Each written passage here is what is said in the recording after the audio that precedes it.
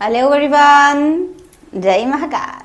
I welcome you all in the session 3 of Spoken English Language program which is based on my book Let's Speak English.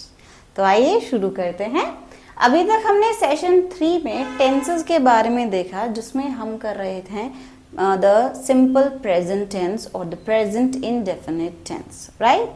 अब simple present tense पर ही ये exercise based है जिसमें जो कि एक ट्रांसलेशन शीट है, इसमें हिंदी टू इंग्लिश ट्रांसलेशन है। इससे पहले हमने इंग्लिश टू इंग्लिश में देखा था जिसमें हमने वर्ब को चेंज किया था, राइट।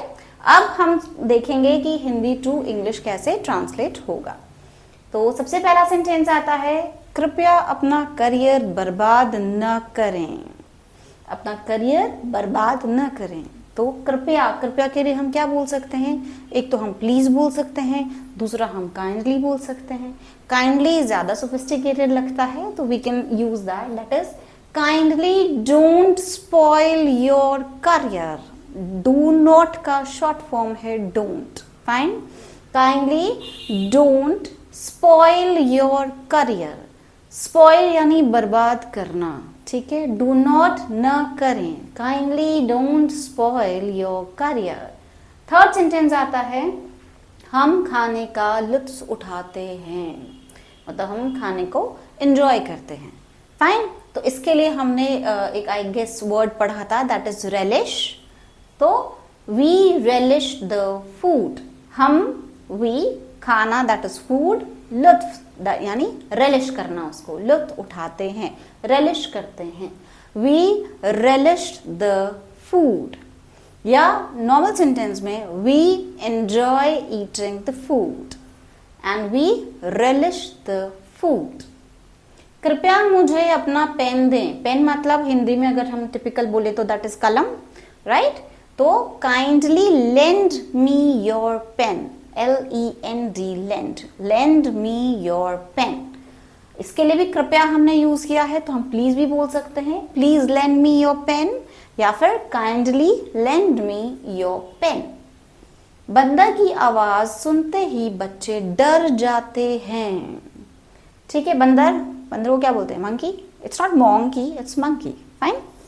एंड वॉइस, साउंड, कुछ भी कह सकते हैं हम इधर, ठीक है। सुनना इज हेयर, बच्चे चिल्ड्रन, डरना इज स्केयर।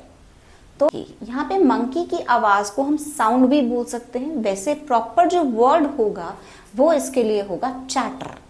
चैटर मतलब जो एनिमल्स की आवाजें होती है ना, like the monkey chatters, the dog barks, ठीक है। कुत्ता भौंकता है, that is the dog barks.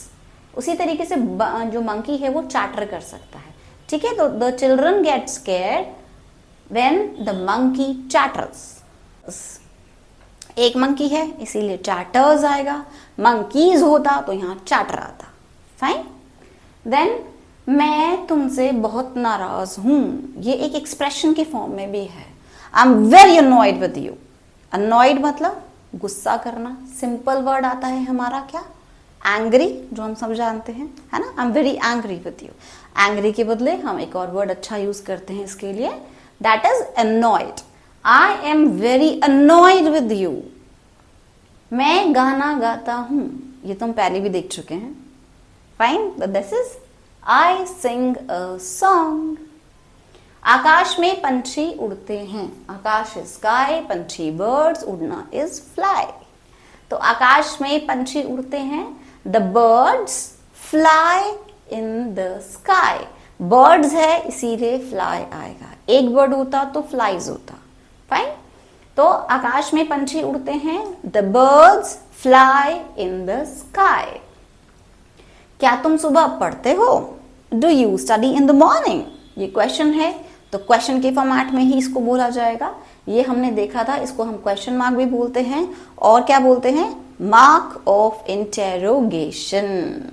तो क्या तुम सुबह पढ़ते हो? Do you study in the morning? तुम सुबह कितने बजे उठते हो? What time do you get up in the morning? तुम सुबह कितने बजे उठते हो? It is again a question. तो what time do you get up in the morning, इसमें विच नहीं आएगा, कितने, व्हाट टाइम। टाइम के लिए हम व्हाट यूज करते हैं। तो what time do you get up in the morning. घड़ी में रोज 1 बजता है, ये हमने सेशन 1 में देखा है, जो एक टाइम सेशन पर बेस्ड था, है ना। घड़ी में रोज 1 बजता है। The clock strucks 1 every day. 1 बजना दैट इज स्ट्रक होना उसका। The clock strucks 1 every day. पंखा चलता है। पंखा चलता है तो यहाँ पे पंखा यहाँ पे वॉक नहीं करेगा, है ना। चलना is walk, this is a different thing, लेकिन हम फैन के लिए रन यूज करते हैं। The fan runs. पंखा चलता है, द फैन रन्स। इसके साथ हम थोड़ा सा अगर इलैबोरेटेड सेंटेंस देखना चाहें तो आओ हम पंखे की हवा के नीचे बैठते हैं।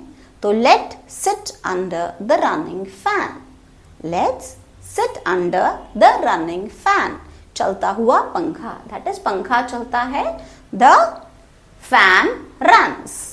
हम पेड़ की छांव में बैठते हैं। पेड़ की छांव में बैठना, उसमें आता है हमारा एक preposition दैट इज अंडर। तो we sit under the shadow of a tree. Shadow is छांव, पेड़ इज ट्री, बैठना इज सिट। तो we sit under the shadow of a tree. In the shadow नहीं होगा, पेड़ की छांव के तले बैठना होता है, तो दैट इज अंडर। तो we sit under the shadow of a tree. क्या तुम ताजे फल नहीं खाते हो? ताजे फल इज फ्रेश फ्रूट्स, ठीक है, क्वेश्चन है ये। तो क्या तुम ताजे फल, फल यानी फ्रूट्स, खाना इज ईट, है ना। तो नॉर्मली अगर हम बोलना चाहें don't you eat fresh fruits, don't you ईट, क्योंकि डू नॉट जो था वो हमारा आगे शिफ्ट हुआ था, जो हमने क्वेश्चन इंटेरोगेटिव सेंटेंसेस में सिंपल प्रेजेंट टेंस में देखा था, राइट। तो क्या तुम ताजे फल नहीं खाते हो? नहीं खाना मतलब do not. Don't you eat fresh fruits. Eat के बदले हम यहाँ पे हैव भी लिख सकते हैं, हैव भी बोल सकते हैं, that is don't you have fresh fruits, don't you have fresh fruits. तो या फिर don't you eat fresh fruits.